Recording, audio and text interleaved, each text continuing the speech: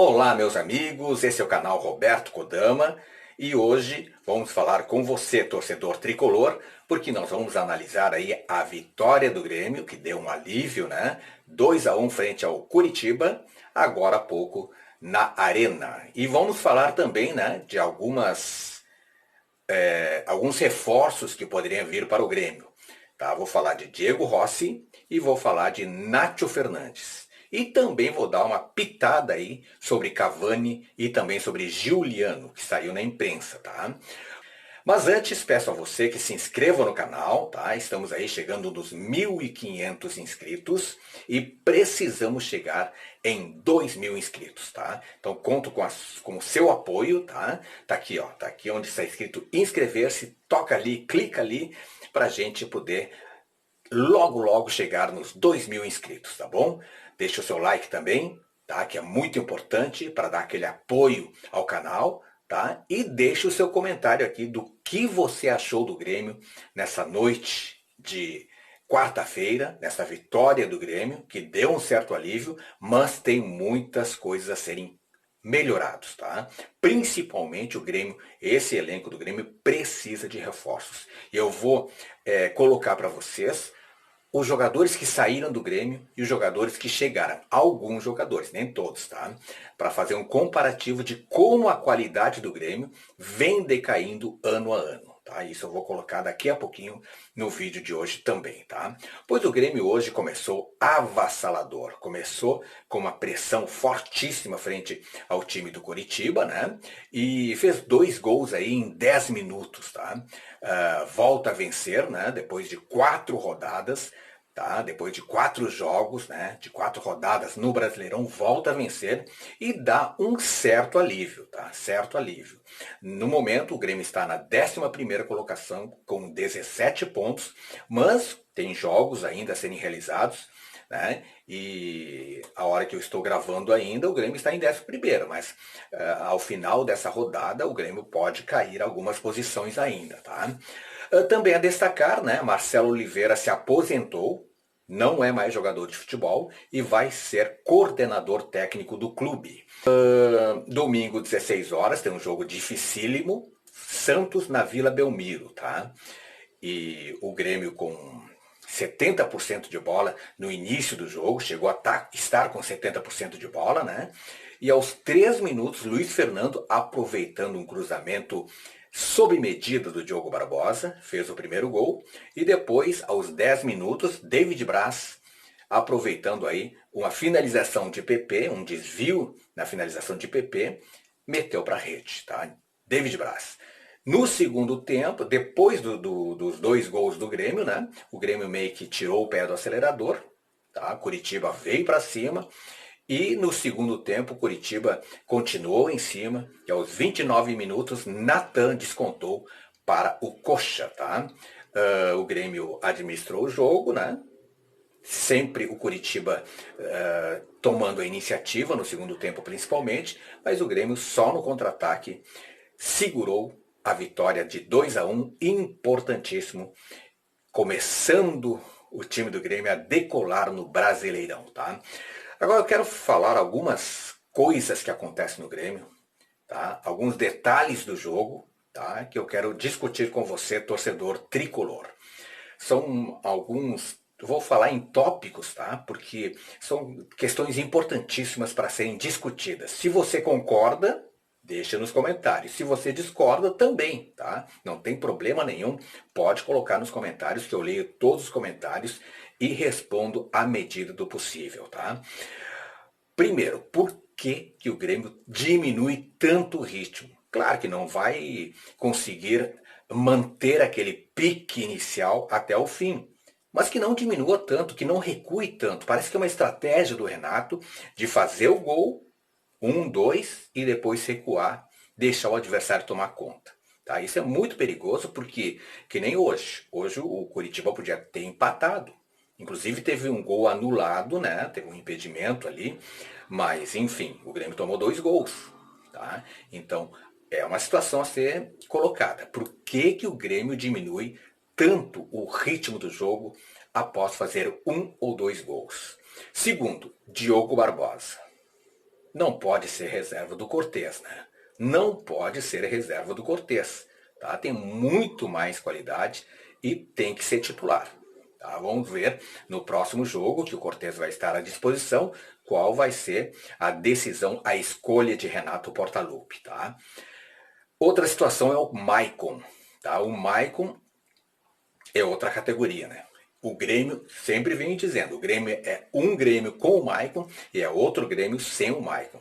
É o toque de bola, é a qualidade, enfim, o passe certeiro, né? É um outro ritmo de jogo. Tá? Maicon não pode ser reserva, certo, não tem mais idade para aguentar 90 minutos, mas joga enquanto der, que o Grêmio precisa da sua experiência e da sua categoria. Tá? Luiz Fernando. Olha, Luiz Fernando jogou como um falso 9, né? E é melhor do que o Diego Souza. Tá? O Diego Souza, nos seus melhores momentos, claro que é superior ao Luiz Fernando. Mas no momento hoje, o Luiz Fernando é superior. Tá? Não é um craque, não é um exuberante jogador, mas é um jogador esforçado e que tem mais a dar para o Grêmio do que o Diego Souza. Okay? Tá jogando mais do que o Diego Souza, portanto. Um caso à parte é o Vanderlei. O goleiro Vanderlei, a minha percepção é que é um bom goleiro. Nada mais do que isso. Tá? Só que não dá aquela segurança para o torcedor tricolor.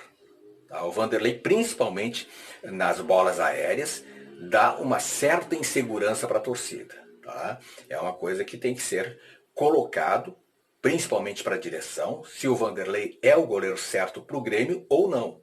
Tá? É um bom goleiro, volta a destacar. Só que falta a segurança necessária para a zaga tricolor. Tá?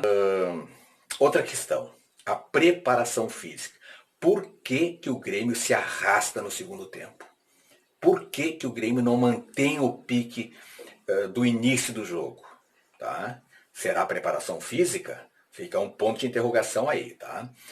Ferreirinha. Ferreirinha não pode ser a última opção do Renato Portaluppi. Tá?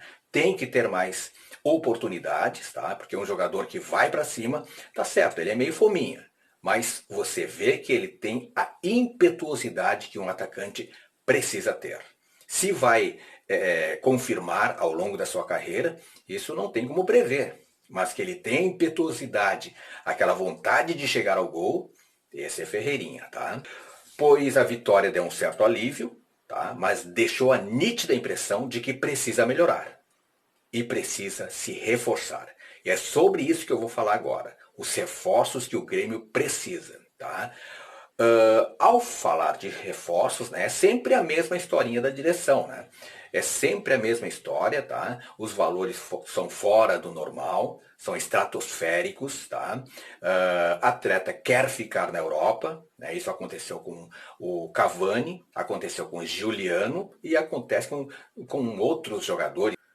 Também a mesma coisa aconteceu com o Cuejar. Né? Então, os jogadores querem disputar a Champions League. E foi o que aconteceu com o Giuliano, por exemplo. Tá? Por que o Giuliano preferiu ficar na Europa, preferiu o Istambul, por exemplo, ao Grêmio, por exemplo, ou ao Internacional também, que estava interessado no jogador? Porque o Istambul ele vai disputar a Champions League. Champions League dá um outro status. Tá, que é superior ao Brasileirão, superior à Copa do Brasil e até mesmo a Libertadores. Tá? Quero falar também sobre o Cavani. Tá? Cavani que deu uma entrevista para o ESPN. Tá? E nessa entrevista, que foi uma entrevista longa, né, em nenhum momento ele cita o Grêmio. Nenhum momento, nem que houve uma procura do Grêmio ou do Atlético Mineiro também, que foi comentado, né, mas fala no Boca Juniors. No Boca. Fala do Riquelme, né? Riquelme que o procurou e coisa e tal. Por isso que eu falo assim, ó, essa jogada, esse lance, esse fato do Cavani, essa notícia que barbarizou, que movimentou a opinião pública, principalmente do lado tricolor, não foi uma informação plantada, porque é estranho, né? Em nenhum momento da entrevista, Cavani fala no Grêmio. Tá? Então soou muito estranho essa entrevista do Cavani ao ESPN, tá? E como eu estava falando, né, dos reforços, sempre a mesma história da direção, né? Nunca tem dinheiro, tal, os valores são estratosféricos, tá? Os jogadores querem jogar na Europa, né, principalmente com o charme da Champions League, né? E se quiser vir para a América do Sul, o Grêmio negocia. Tá? Parece que é uma coisa ensaiada já, sempre a mesma história, né? O que os valores assustam, né? Os valores assustam na hora de contratar, né? Porque na hora de vender, tá tudo tranquilo, né? E eu preparei uma lista de jogadores que o Grêmio vendeu nos últimos anos, tá? E de alguns jogadores que o Grêmio contratou, para ver como a qualidade do Grêmio vem decaindo ano a ano, tá? Olha só, o Grêmio vendeu Pedro Rocha, vendeu Arthur, Luan, Jailson, Marcelo Groy, Diego Rosa, TT, Cebolinha. Tá? Arrecadou um caminhão de dinheiro. Tá? E gastou também outro caminhão de dinheiro. Olha só quem o Grêmio trouxe nos últimos anos. Alguns jogadores apenas, tá? Thiago Neves, André Balada, Robinho, Lucas Silva, Tardelli, Everton, o outro Everton, não o Cebolinha, né? Diego Souza. Tá? Então, comparando jogador por jogador, claro, não são da mesma época, vamos deixar bem claro isso, mas, por exemplo, goleiro, Groy, Vanderlei, olha a diferença. Tá? Arthur, Lucas Silva, a qualidade cai. Tá? Saiu Robinho, aliás, saiu Cebolinha, saiu Pedro Rocha, chegaram André Balada, chegaram Thiago Neves, chegaram Robinho, tá? Só para ter alguns comparativos, né, de que ano a ano o Grêmio vai decaindo a sua qualidade. E agora surgiu o PP, que não vai sair agora, mas 2021, janeiro, provavelmente o Grêmio vai se desfazer, vai vender. Por quê? Primeiro porque precisa de dinheiro, mas que contrate alguém no mesmo nível. É difícil, tá? É difícil, mas vai perdendo jogadores, vai revelando jogadores e vai perdendo jogadores também, tá? Pois bem, vamos falar de dois jogadores que podem ser reforços no Grêmio, né? Jogadores que estão sendo oferecidos, inclusive, jogadores que estão na vitrine, tá? Mas que a diretoria não, obviamente, né, faz parte do negócio também, né? Não revela quem vai contratar ou quem está negociando. Mas um dos jogadores que foi oferecido, tá? É Diego Rossi, jogador novo, jogador jovem, 22 anos, atua atualmente no Los Angeles FC dos Estados Unidos, tá? E tem uma média de gols muito bom mesmo. Olha, em 16 jogos na temporada, ele fez 14 gols. Tá certo que é um campeonato de nível técnico não tão competitivo como é nos Estados Unidos, né? Mas o cara sabe fazer gol, é jogador de seleção uruguaia, tá?